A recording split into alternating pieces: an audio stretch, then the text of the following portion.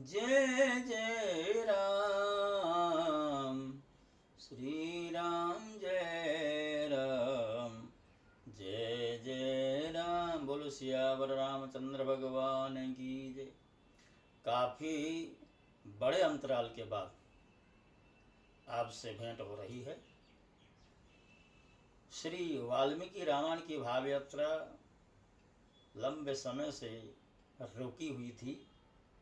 आज निश्चय किया क्यों न इस यात्रा को पुनः आरंभ किया जाए। बालकांड का 31वां सर्ग, जिसमें श्री राम लक्ष्मण तथा ऋषियों सहित विश्वामित्र का मिथिला को प्रस्थान तथा मार्ग में संध्या के समय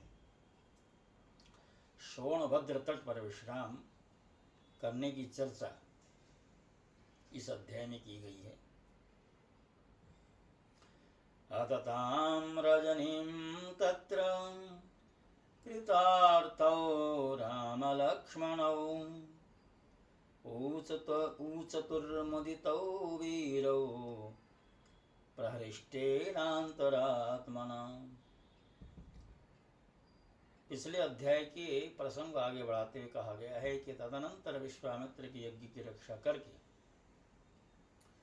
कृत्य हुए श्री राम और लक्ष्मण ने उस यज्ञशाला में ही वह रात व्यतीत की।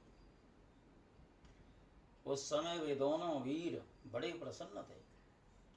उनका हृदय हर्षोल्लास से परिपूर्ण था। रात्रि व्यतीत हो जाने पर जब प्रातः काल आया तब वे दोनों भाई पूर्वाह्न काल के नित्ययम से निवृत्त हो विश्वामित्र मुनि तथा अन्य ऋषियों के पास साथ साथ गए। वहां जाकर उन्होंने प्रज्वलित अग्नि के समान तेजस्वी मुनि श्रेष्ठ विश्वामित्र को प्रणाम किया और मधुर भाषा में यह परम उदार वचन कहा। मुनि प्रवर, हम दोनों किंकर आपकी सेवा में उपस्थित हैं। हे मुनि श्रेष्ठ, आज्ञा दीजिए हम क्या सेवा करें। उन दोनों के ऐसा कहने पर वे सभी महर्षि विश्वामित्र को आगे करके श्री रामचंद्र जी से बोले, नरश्रेष्ठ, मिथिला के राजा जनक का परम धर्ममय यज्ञ प्रारंभ होने वाला है। उसमें हम सब लोग जाएंगे। हे पुरुष सिंह, तुम्हें भी हमारे साथ वहां चलना है। वहां एक बड़ा ही अद्भुत धनुष रत्न है, तुम्हें उसे देखना चाहिए। हे पुरुष प्रवर, पहले कभी यज्ञ में पधारे हुए देवताओं ने जनक के किसी पूर्व पुरुष को वह धनुष दिया था। वह कितना प्रबल और भारी है, इसका कोई माप तोल नहीं है। वह बहुत ही प्रकाशमान एवं भयंकर है। मनुष्यों की तो बात ही क्या है, देवता गंधर्व असुर तथा राक्षस भी किसी तरह उसकी प्रत्यंचा नहीं चढ़ा पाते। उस धनुष की शक्ति का पता लगाने के लिए कितने ही महाबली राजा और राजकुमार आए, किंतु कोई भी उसे चढ़ा न सके। हे ककुत्स नंदन पुरुष सिंह राम, वहां चलने से तुम महामना मिथिला नरेश के उस धनुष को तथा उनके परम अद्भुत यज्ञ को भी देख सकोगे। हे नरश्रेष्ठ, मिथिला नरेश ने अपने यज्ञ के फल रूप में उस उत्तम धनुष को मांगा था, अतः संपूर्ण देवताओं तथा भगवान शंकर ने उन्हें वह धनुष प्रदान किया था। उस धनुष का मध्य भाग, जिसे मुट्ठी से पकड़ा जाता है, बहुत ही सुंदर है। हे रघुनंदन, राजा जनक के महल में वह धनुष पूजनीय देवताओं की भांति प्रतिष्ठित है और नाना प्रकार के गंध धूप तथा अगुरु आदि सुगंधित पदार्थों से उसकी पूजा होती है। ऐसा कहकर मुनिवर विश्वामित्र जी ने वन देवताओं से आज्ञा ली और ऋषि मंडली तथा राम लक्ष्मण के साथ वहां से प्रस्थान किया।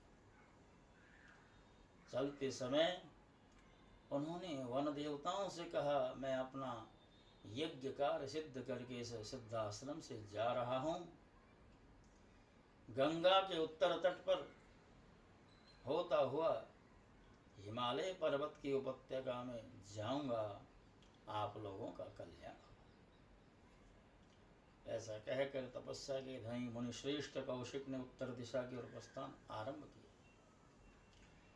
उस समय प्रस्थान के समय यात्रा करते हुए मुनिवर विश्वामित्र के पीछे उनके साथ जाने वाले ब्रह्मवादी महर्षियों की 100 गाड़ियां चली। सिद्धाश्रम में निवास करने वाले मृग और पक्षी भी तपोधन विश्वामित्र के पीछे पीछे चलने लगे। कुछ दूर जाने पर ऋषि मंडली सहित विश्वामित्र ने उन पशु पक्षियों को लौटा दिया। फिर दूर तक का मार्ग तय कर लेने के पश्चात जब सूर्य अस्ताचल को जाने लगे, तब उन ऋषियों ने पूर्ण सावधान रहकर श्रवणभद्र के तट पर पड़ाव किया, विश्राम किया। जब सूर्य देव अस्त हो गए, तब स्नान करके उन सब ने अग्निहोत्र का कार्य पूर्ण किया। इसके पश्चात वे सभी अमित तेजस्वी ऋषि मुनिवर विश्वामित्र को आगे करके बैठे। फिर लक्ष्मण सहित श्री राम भी उन ऋषियों का आदर करते हुए बुद्धिमान विश्वामित्र जी के सामने बैठ गए। तत्पश्चात महातेजस्वी श्री राम ने तपस्या के धनी मुनि श्रेष्ठ विश्वामित्र से कौतूहल पूर्वक पूछा, भगवान, यह हरे भरे समृद्धिशाली वन से सुशोभित देश कौन सा है? मैं इसका परिचय सुनना चाहता हूँ। आपका कल्याण हो, आप मुझे ठीक ठीक इसका रहस्य बताएं।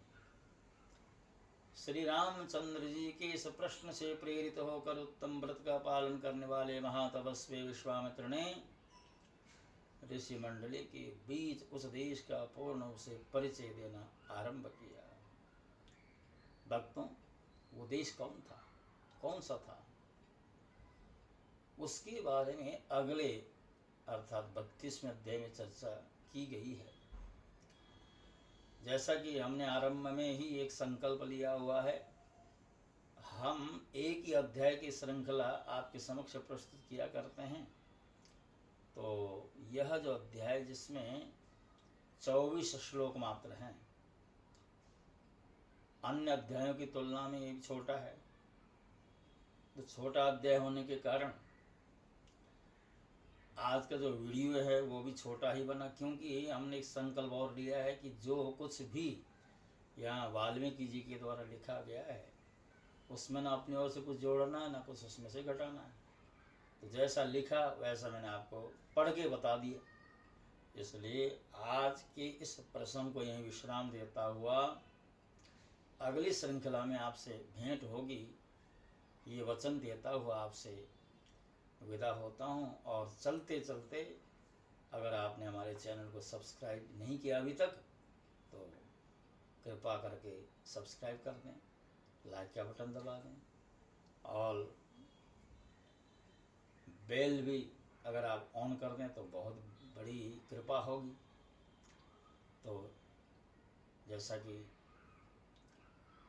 मैंने अभी अभी आपसे आग्रह किया कि मैं आपसे विदा होता हूँ। और एक संयोग की बात, अभी पुरुषोत्तम मास चल रहा है, आज पूर्णिमा तिथि है।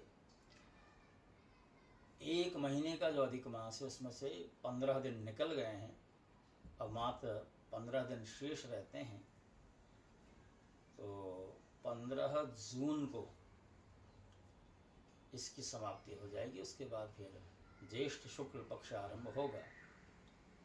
तो अधिक मास के अवसर पर कुछ पौराणिक प्रसंगों को, कुछ धार्मिक प्रसंग को अगर सुना जाए तो उसका अधिक लाभ होता है, ऐसा हमारे शास्त्रों में कहीं कहीं पर उल्लिखित है। तो यदि आप हमारे इस प्रयास को सम्मान देंगे तो हमें बड़ी प्रसन्नता होगी। ओम नमो राघवाय। बोलो सियावर रामचंद्र भगवान की।